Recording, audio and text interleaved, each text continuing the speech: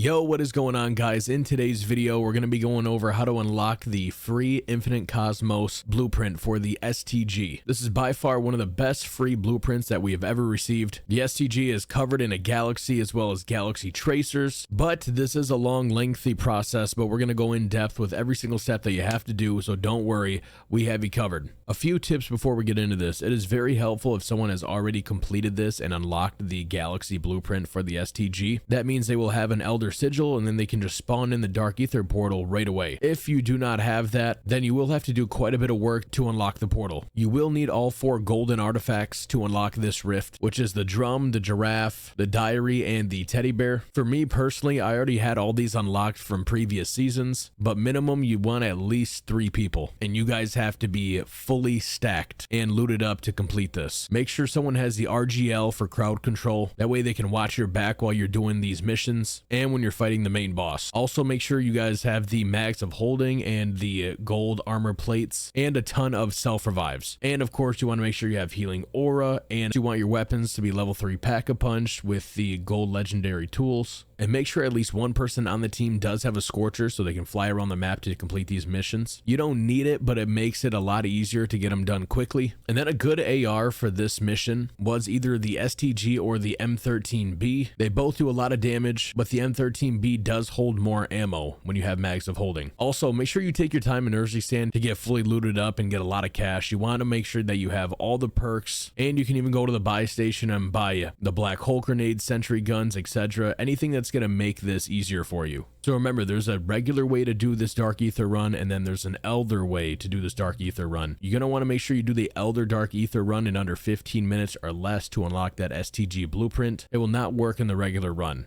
And for all my seasoned zombie players out there, if you just want to hop right into this and you have all the good stuff already unlocked, then you can definitely do that. Just make sure you have that Elder Sigil and you can go right into the Dark Aether Rift. First things first, you want to grab a inhibitor from one of the spore control contracts. You don't have to finish the contract. You can accept it and cancel it right away. You just need that inhibitor. And then go to this area of the map and you can use the Elder Sigil to open up the portal, or you can place the 4 golden schematics in these locations to open up the portal. You can see there's 4 pedestals, and at the bottom of each pedestal there is a logo to show you where these schematics need to go. Once you're inside, make sure you have to complete this in under 15 minutes to unlock this blueprint. So you do have to move quickly. So once inside, you want to go to the bottom of the skyscrapers where the spore is. Whoever has the inhibitor, make sure you throw it down and destroy the spore. Once the spore is destroyed, then it will drop a R4D detector. You will need to pick this up and look at the arrows on the walls, and it will take you to a maze. Once you're there at the maze, you got to keep looking at the arrows with the R4D detector. You have to point it right at the arrows or else it will not work and spawn in the golden skull that you're looking for. So follow the maze. You got to go inside and to the right.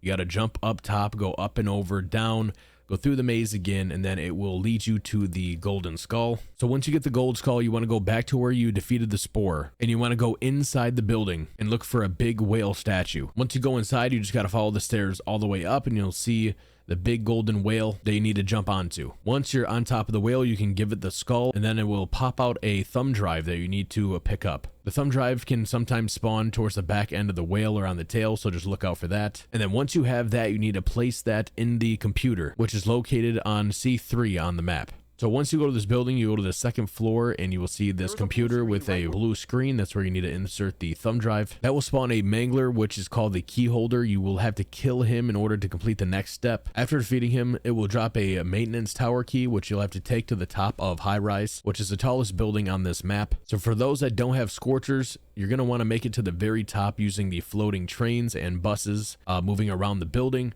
But if your whole squad has Scorchers, you can easily just fly to the top, and then you're going to have to unlock this door that will have a portal inside of it. Now remember, you have to have all 3 players by this door at this location, or else it will not open up. Now, once you're in the portal, you will now find the Entity's Echo final boss fight, and this is where things can get a little crazy. Once she spawns in, she will have these glowing orbs on her body, and you want to make sure that you shoot all these orbs. Also, make sure you focus on her hands because she will do a very powerful attack that can one-shot knock you. So very important to focus on those hands. And if you spawn in with a 3-man, make sure that 2 of your teammates are focusing on the boss, and the other one is watching their back with the RGL, sentry guns, decoy grenades, etc. If things do get too hectic, you can always fall off of these little floating islands and you will not die. You will just respawn in the air and you can float to another island. We also tried to use a jug during this boss fight, but for some reason it would not let us use it. You can definitely tell over the seasons that the boss fights got better and better, and I'm definitely happy they saved the best for last. Again, you can see that Mags of Holding and the gold plate armor vest was super clutch to have. Without it, we definitely would have died very easily. So you want to make sure everyone on the team has those items. But yeah, this was definitely one of the best boss fights that we've had so far, and I can't wait to see what's in stock for Black Ops 6. So once she is defeated, then you will see the entity blueprint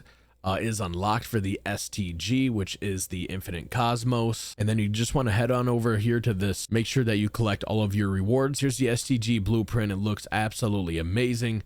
And you also get the galaxy tracers as well. Overall, very impressed with this, very happy with it. Definitely one of the better blueprints that we've unlocked, and the fact that it's free for a meta weapon is awesome. But yeah, if you guys like this video, man, please hit that like button, comment any questions that you do have. I am newer to zombie content, so if I miss anything, definitely let me know. But either way, I appreciate everyone watching, and hopefully we will see you all for some Black Ops 6 zombie content. Make sure you guys are subscribed, and we will see you guys on the next one.